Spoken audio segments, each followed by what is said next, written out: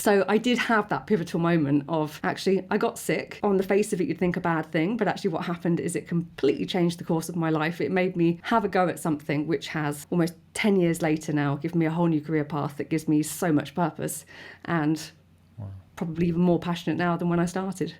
Not many of us can say we've actually had a pivotal moment in our life. Today's guest can. Vicki Live Fit, as we know her. Vicki had a serious health issue when she was younger that changed her entire life. She changed the direction of her life, but then went on to be a business and to doing what she does today. It's fascinating what she's been sharing with us, and we can't wait to share it with you in a moment. Before we get started, we've got a few things to say as always. First of all, more about Vicki in the description below. Second of all, did we mention we do a newsletter? Feel free to sign up to our newsletter. There's links for that in the description as well. And please do like this, subscribe to our podcast, and put something in the comment. What are you thinking? What's your takeaways from this episode and from Vicki and everything she shares with us today? Have an amazing day, sit back, relax, and let's get started. Okay. Vicki, welcome to the podcast. Thank you so much for your time this morning. We're going to start where we always start, which is, what are you trying to achieve? Oh, that's a good one. And to give you thinking time, this is about life. So it doesn't need to be about the business. It can be about the business, but it can be about life in general. But yeah, what are you trying to achieve? What are you working on or towards? Living a long, good and strong life. And I want other people to come along for the ride. Like my big passion, and it is in my business, but actually it is intertwined in my life, is to get people lifting weights, moving more, feeling stronger, feeling better, and then actually being able to do whatever you want to do in your 60s, 70s, 80s, 90s, and not being held back physically and also mentally, because there is absolutely a connection between mind and body. So I guess that is my biggest get-go for life. I think like we know you relatively well, you know, we don't know each other inside and out, but we've chatted for the good few years now. And I think that absolutely comes out from everything you talk. But the bit for me is, the bit I really want to know is, where did that all start? Were you born like that? Was that where it came out? Did something happen? You know, where did it all begin? And I get it, by the way, I'm going to come back to talking about strength and, you know, that specific word in a moment. But yes. Well, I always say there was a turning moment, because actually, to be honest, when I was younger, no one at all, you ask any of my school friends, no one would have thought I would end up as a personal trainer. There is no way that would have been a guess from anybody, particularly myself. Just wasn't I wasn't into sport. I just got through it. It was fine. But in my final year during A-levels, I got progressively sicker until I ended up in hospital and ultimately got diagnosed with something called indeterminate colitis, which is an inflammatory bowel disease. And so I was quite unwell, didn't end up taking my A-levels, and I sort of reached a point where lots of medication got released, got diagnosed, and I thought, I need to take care of myself. You know, there is a health issue there, and as much as the medication obviously is hopefully going to make me better, and it did, but I thought I need to try and give myself the best chance possible to actually feel better, because the long-term prognosis for these things is you don't know how bad it can get. And I thought, as much as I can take control of it, I'm going to try. So I really fell into a rabbit hole of trying to learn about it, learning different approaches, because at that stage, they said it was nothing really to do with food, stress wasn't a factor. They didn't really know what caused it. It was all very much just, here's the medication, hopefully it will get you better. And that did work. But also during that stage, I realised I needed to do what I could for myself. So there's a lot of things I stopped, I tried. And one of them was, I decided that I was going to join a gym. And I joined a very small local gym. And to myself, I promised myself, I was like, okay, I'm going to go 3 times a week. I'm going to commit, because I know, you know, even then I was aware of the old signing up to a gym and not actually going. So the gym owner gets richer, but that's always a good thing for them, yeah. Exactly. So I started, did my 3, and actually, I can say little more than I became obsessed. I was literally there every day. I was in the gym. I was shown how to do the weights. I went to classes. I just fell in love with it, and it kind of did take over. And during that time, I had also been offered a place at university. I deferred a year, got better, went off to do that. So I came out with a law with history degree. So my pathway really was to go and be a lawyer of some description. My head was telling me that's a sensible thing to do. But at the same time, I was just falling in love with the gym. And I thought, I have found something in exercise that I enjoy, and I want to help other people enjoy it too. So I did have that pivotal moment of, actually, I got sick. On the face of it, you'd think a bad thing, but actually what happened is it completely changed the course of my life. It made me have a go at something which has almost 10 years later now given me a whole new career path that gives me so much purpose, and probably even more passionate now than when I started. That's incredible. It is incredible. It is. And do you know what? Because I'm interested in kind of health, well-being, strength and everything, I've got a billion questions, but I'm probably going to have to try and pick out the best one. So I'm going to go back to, like, I love the fact, well, I say, you know, my degree was in law, you know, but now I'm a personal trainer. It's like, can you get, you know, two more juxtaposed careers? And when did you kibosh the law? Stuff this, PT's where it's at. Well, I completed my degree. I thought, I can't finish this part way because that's, you know, my parents massively supported me through that, and very grateful that they didn't take it too badly. And I said, I think they were happy that I had finished the degree, and they knew. And I said, you know, I'm very sensible. I was like, I want to have a go. If it works out, fantastic. If it doesn't, I've still got it. You know, I can fall back on it. I just never, touch wood, had to. I couldn't imagine it either. I think, though, doing a good degree is always a good thing. And we've had this conversation many times in our house. So I went to university and came out with a degree. Alan didn't go to university and didn't get a degree. Not that it matters either way, you know. But and just for context, very anti-university I am. I have. Emily's changed my opinion. I don't. Yeah. I think you know. I mean, it's only now in the latter stage of this particular business that we're in that I think that actually I'm utilising the degree I went in and got. But you know, it's cliche, but it's true. The life skills that you develop from going to university anyway, doesn't matter what the discipline is that you're studying for, it's still transferable in any other business. So you're obviously in personal fitness and personal training there, but it's the discipline of getting out of bed, going to lectures, it's time management, it's report writing, it's research and fact finding, it's communication skills. So all of that, it doesn't matter that you didn't go into a law pathway. I think it's still a useful 3 or 4 years. How long was your degree? 3. It was 3 years. It's a useful 3 years of your time, even if that doesn't get picked up as a career afterwards. Definitely. Would you were very anti-university. No, absolute anti, waste of time. Didn't see the point in it. The bit that swayed me was about knowledge and learning, and to be honest, I'm anti the education system, or was. I'm a bit better than I used to be. I used to be very anti, because our kids are at school. They're, you know, primary school, but the education part I like, the social part more at university rather than primary schools I'm on board with, and the life skills for university. Primary school I'm still a little bit funny about, if I'm honest. I have to try and find the positives. They start young, don't they? Yeah, yes, and it's very bizarre. Kind of, they go to school, they do this, and then they leave that, and that way of doing things never exists again in their life. But that's where we're apparently setting them up for life, and it's like, what? So that's like basically wanting to be a great deadlifter and going and doing upper body only for 5 years. It's kind of like, that's the analogy, isn't it? You know, anyway, this is about you, not about my thoughts. No, but you know what's interesting is I am very much on your side. Even though I went through the entire system, got myself a degree, one of the reasons I wouldn't have children is because I don't think I'd want to put them through the education system. So I fully understand the challenges that you have as parents, because it's really difficult. And it's not that it's all bad. There are some fantastic people within it, but the system, I don't think, is designed to actually make people ready for life.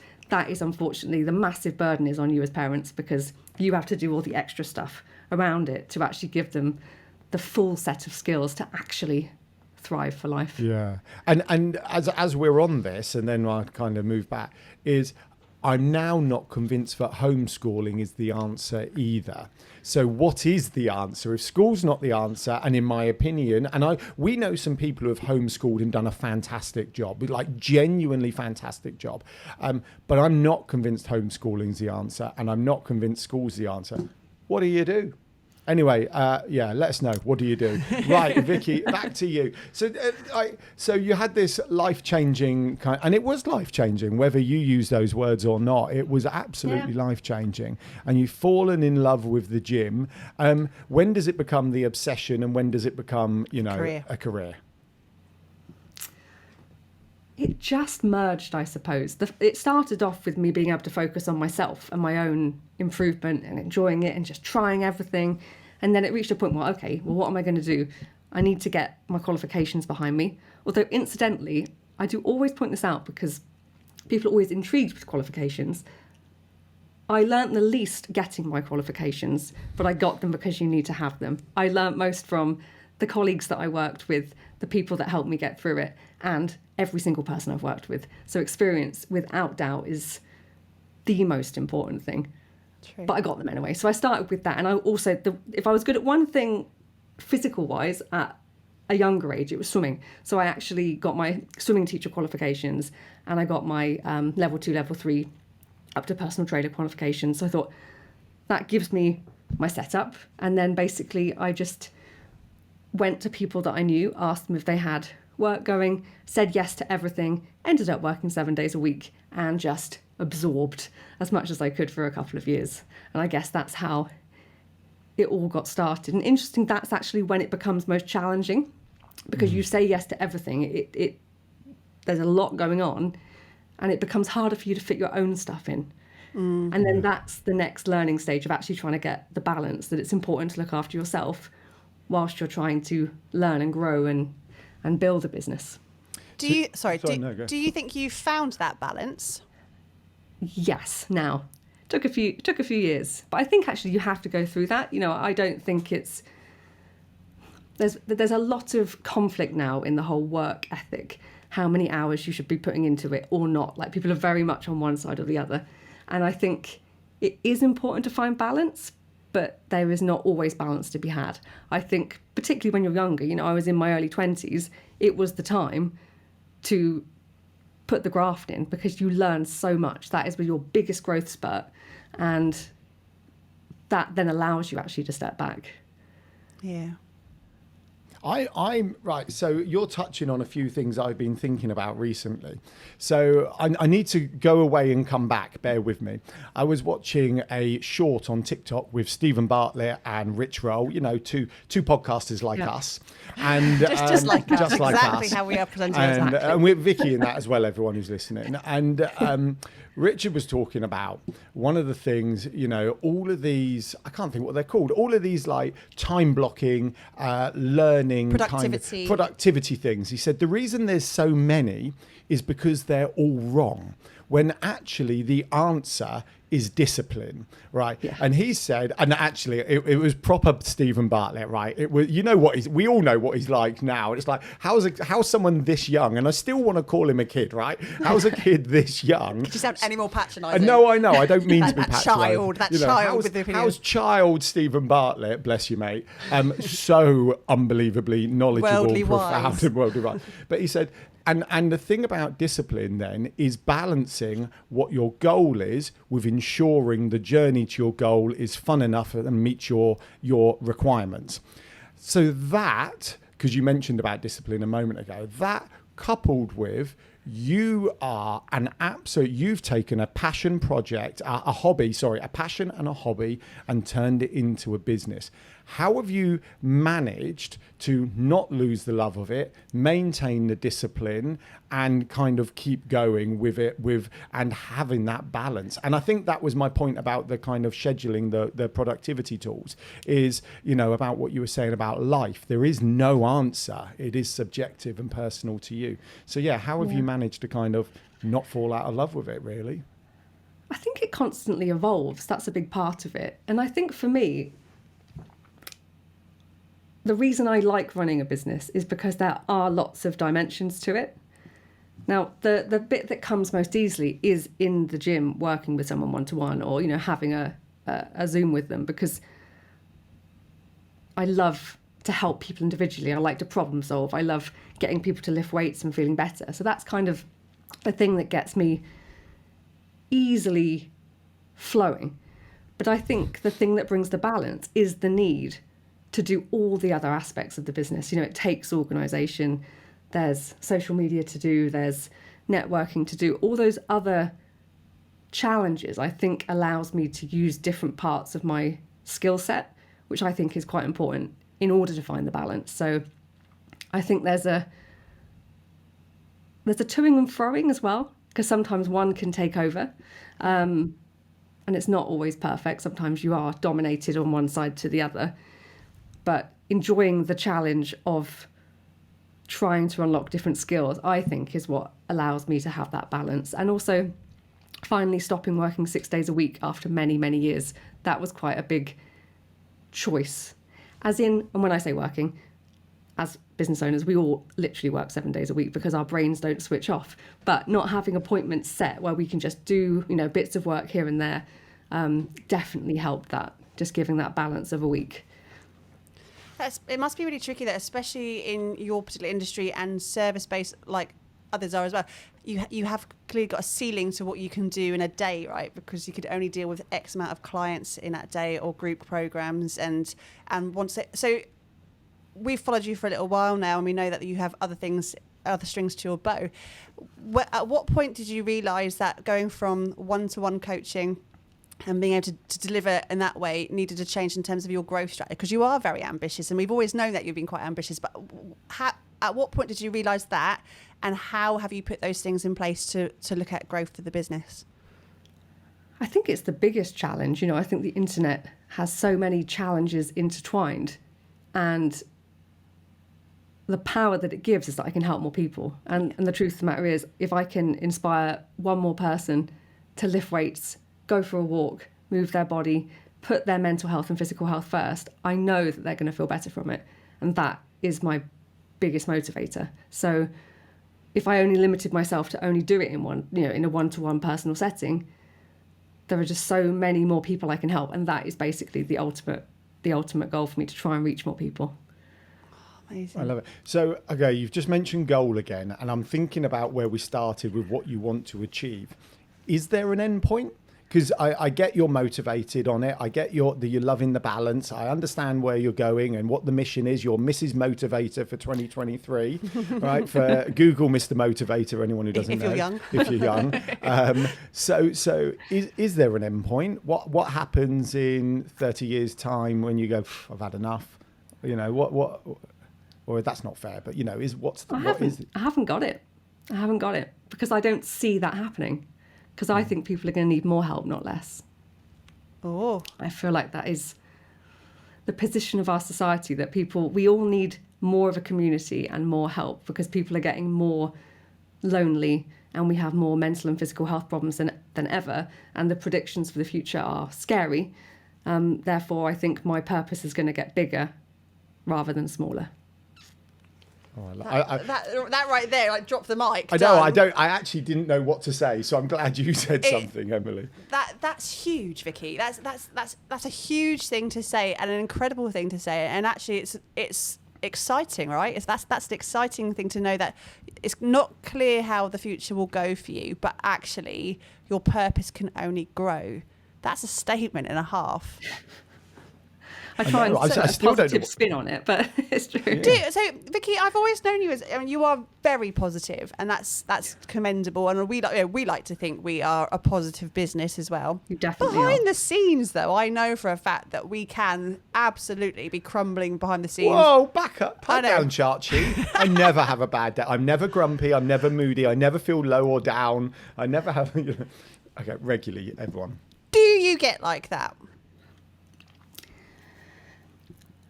I am not. Yeah, I'm not so positive that what do they say? A toxic positivity, because there are bad things. This is my best example recently. I would say it's probably been since COVID.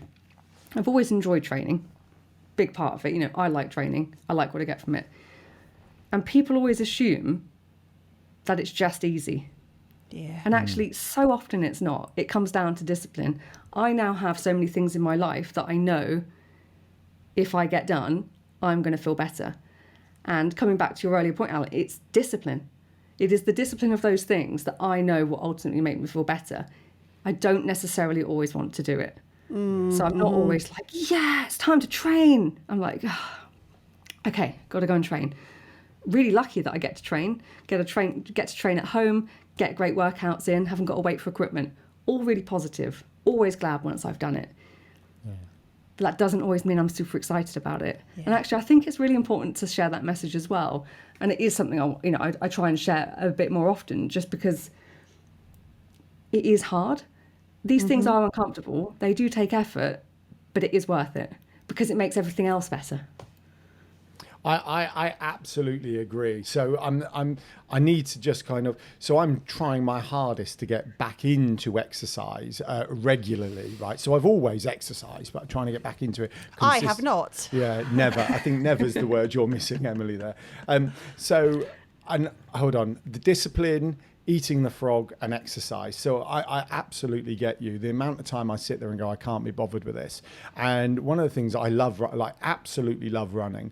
But sometimes I have to remind myself, I have to convince myself, reconvince myself that I love it. But I always feel great afterwards. And that's that. I thought you were laughing. I was like, what have I said? It's that type 2 fun, isn't it? Yeah, it's type 2 I'm not enjoying it in this moment, but I know at the end of it, I can look back and actually go, wow, that was amazing. I've done that. I've achieved that. And it's that type 2 fun. I have type 2 fun a lot. Yeah. And in the business, it's the same. So interestingly, we struggle with, Emily and I, because we don't like routine, right? I'm all right with structure, and I don't like routine. And how I explain that is, if I was going to the gym 3 times a week and I went Monday, Wednesday, Friday at 6 a.m., that would bore me to tears.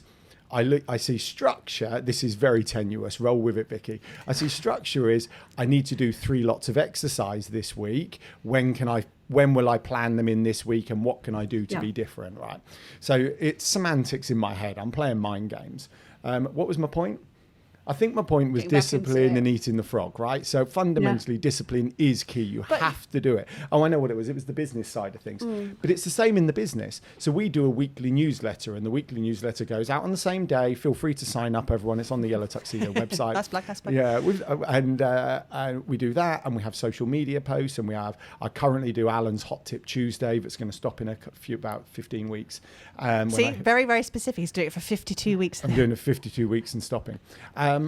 But I find it mind-blowingly boring to do them week in, week out. But I have to dig deep into the discipline. And when I've done it, I recognize and understand that building block towards the growth of our business. And I think it's the same in business and fitness. Do you find that? I agree. Yeah. The skill set massively crosses over. And also I think something it does is builds resilience. Because actually every time you do something that you are finding difficult or you really don't want to do, but you get it done, that does a lot for the mind and a lot for the mindset.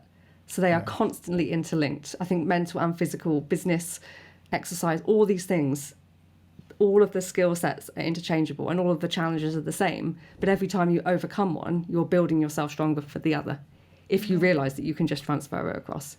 So true. We've Emily and I have both had fantastic experiences where we've both done multi-stage desert ultra marathons around the world. See, I have done exercise in my life. I have. That's amazing. I goof off. Thank you. So we have regularly written on social media and blogs that if you can run a business, you can run an ultra marathon, because fundamentally the tenacity and resilience needed to get up every day and put one foot in front of the other is exactly the blimmin' same. So and I don't bringing that back to a business kind of analogy of why people find it, they either quit or they don't see the growth that they want. It's because they expect that to come naturally and to come quickly, and same thing when you're training or you have a fitness goal or you have a larger aspiration with the business. That's not overnight success. It does take to have, as you said, those building blocks in place to rinse and repeat, even when it's hitting the fan out there and you're really done in and you're tired and life's got in the way or you're ill or things are happening with the kid. That you still have to build that discipline. And I think people expect that to come quickly and naturally, and it doesn't. Discipline is a skill that you have to grow. Consistency and patience. Two of the hardest things to get people to stick to. Yeah. But they are the things you need, because everything does take time. See, I'd love to explain. It's the patience thing for me. Consistency we hear is a word everywhere, and I think to the point I think people get blinkered to that word when they see it on social media or when a coach is talking about consistency. And consistency is key, because we all know that. We don't always want to listen to that though, because it's hard. Patience is what I don't hear all the time though, and I think people need to understand a bit more, is that the overnight success you see of these celebrities and big businesses is never overnight. We always use the example of Joe Wicks, because we love him. He did a whole piece on it. Joe Wicks a few years ago did a whole piece on my overnight success took 10 years in the making that you did not see. And it was the standing in front of the gyms, holding a placard and doing little sort of hit sessions outside and trying to get people to come on board. And that grafting and those building blocks were the things we did not see, but it looked like overnight success for us mere muggles out there going, oh look, he's new, oh he's got a book, oh my god, he's doing this, he's big, he's huge, how it's not, I can't do He's it. selling frying pans with his name on. And people expect to achieve it like he did based on their perception, not on reality. So patience is a great one to kind of put into that, is that we need to understand what that is and how we can put those blocks in place to build that out. Yes, so true. And I think it's really difficult, because if everything is sold as a quick fix, because they're the things that appeal to people. Yeah. Who wants to know that it's going to take to see real change if you're starting from nothing? 18 months, 2 years. Who wants to be told that actually you'll see some great results, you really will feel better, but actually you need to do this forever? Yeah. That's not very exciting. People want to think, I can just do this I can do this for 4 weeks and then be done. It's like, it just doesn't work. You stop, you will lose it. And it's a sad reality, but unfortunately, as much as there are lots of people trying to put that message out there, we will always be drowned out by people selling the dream, because people kind of want the dream, but it isn't true. No, it's not. It's not. I think that's really difficult to get your head round, isn't it? It's like when, and I'll tell you what, the people who I give most kudos to, and I'm trying to think of the politically correct way to word this, are people who have decided they wish to lose a lot of weight for their own health benefits. Is that the PC way to say it nowadays? Well, I know how to say it politely. It's very difficult. It is difficult to know how to word things. And I know how much discipline, consistency and patience, not because I've had to do it, but because I'm in that kind of fitnessy world to a certain extent, that they would have to have done to change their body, and the same with athletes, the same with bodybuilders. Arnold Schwarzenegger, I have massive kudos for. He's had 3 amazing careers, and one was, the physical side of things. And I just think absolute kudos to these people, because you and I both struggle with the patient side of things, actually. So, I think do you know what Arnold represents is the mindset. Majorly. Did you mindset is everything. Have you watched his? Yes. Yeah. And what we've shared this before, but what we appreciate about that documentary, if anyone's not watched it on Netflix, there's a 3-part Arnold documentary that's definitely, even if you don't like him as a person, fascinating to forward, because absolutely, and whether he's got a platform or not doesn't really matter. 3 very successful individual careers in their own right. He had his bodybuilding, he had his acting career, and his career in politics, and he got to the top of his game in each and every single one of those 3. But what we always appreciated is actually none of those 3 careers is where he'd made his money. He'd made his money previous to that based on a property portfolio, and he'd built his millions that way. So therefore, when he went into each of those careers, the mindset was, I want to be the very best I can, and the focus was there, not on quick fix, I need to make cash. So there's a question. Do people like Arnie and Joe Wicks make it difficult for you and your job and your clients? It's interesting. I think it depends. It depends how people interpret things. So one of the interesting challenges is the bodybuilding thing. So I genuinely believe pretty much everyone should lift weights. Genuinely believe that in some form or another. But most people, I think, have the image in their head, bodybuilding. Very unlikely you're ever going to look like a bodybuilder unless you really commit to trying to do it, because, well, first of all, they take some extra substances. So therefore, if you're not doing that, you're probably not going to look like them.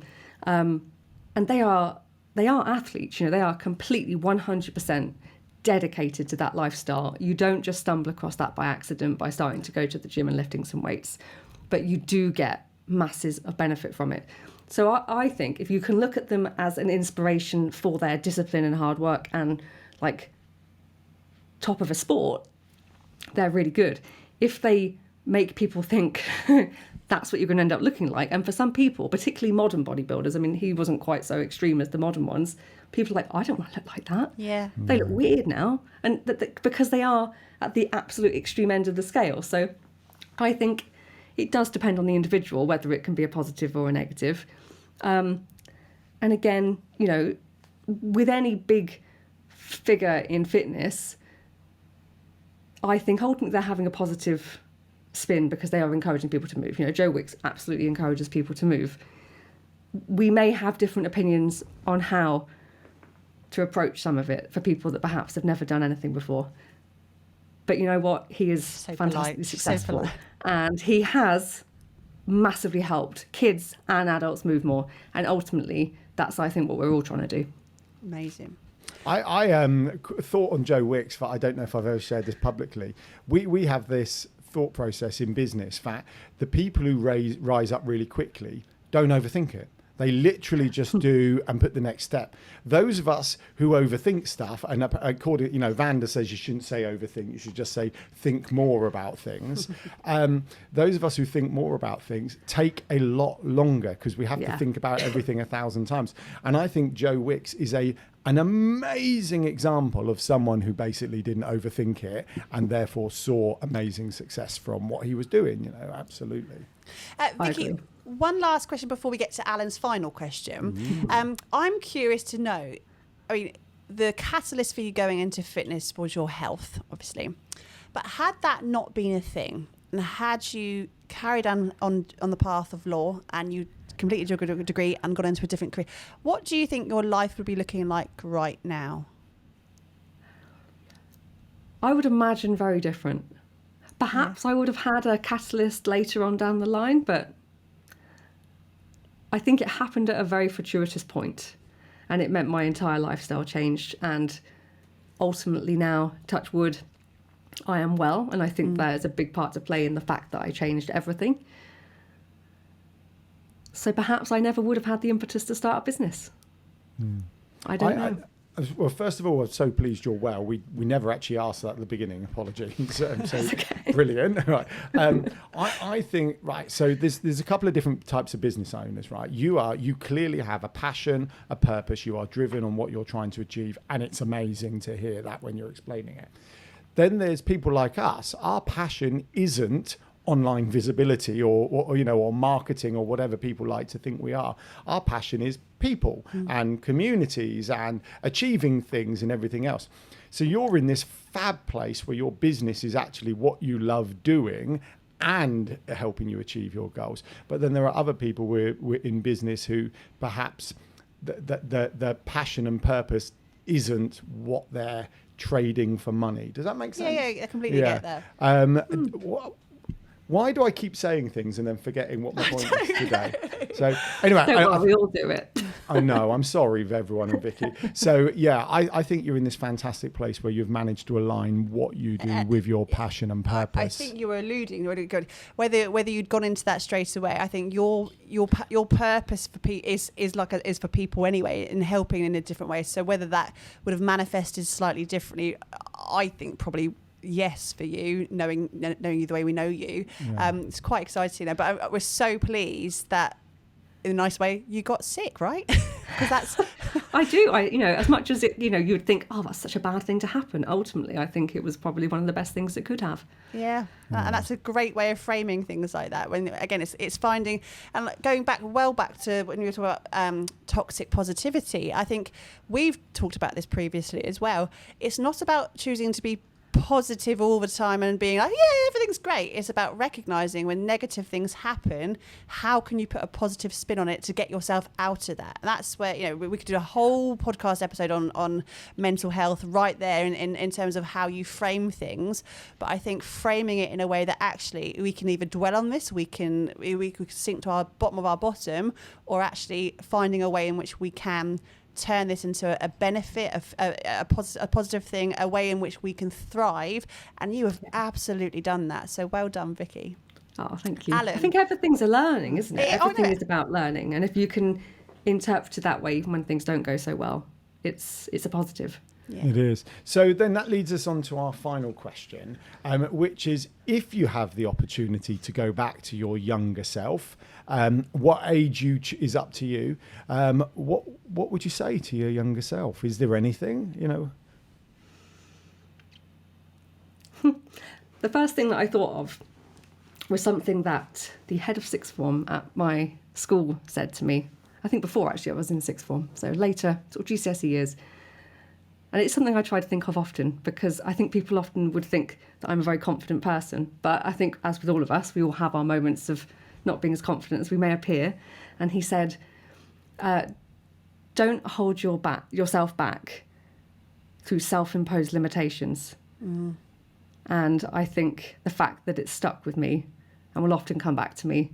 So even though I didn't necessarily say that to myself, it was a very memorable phrase to be said. It's a brilliant one. And sometimes I need reminding of it, even now. It's so true. So then can I ask you another question off the back of that? That was the last question. No, I know, but the problem is people keep saying these really fascinating things and I'm like, I've got 1,000 more questions. So the flip side of that is, so if you're not going to let your own limitations limit you, or yes, so how far do you reach? How far can you reach?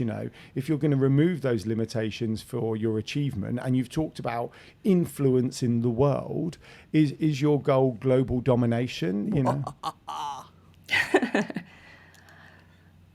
That would be amazing. I think that there's something you said earlier, Emily, about how Joe Wicks did so well because he just kept doing it without thinking.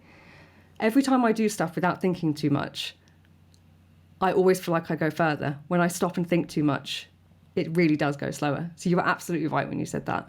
And I think that is the whole self-imposed limitation thing, that you'll stop to plan it all out. Whereas actually sometimes, I'm not saying no plan at all, but just start doing, because it's never that great to start with. It was the same when I started my podcast. Like, I just started it during lockdown and then it just kept rolling.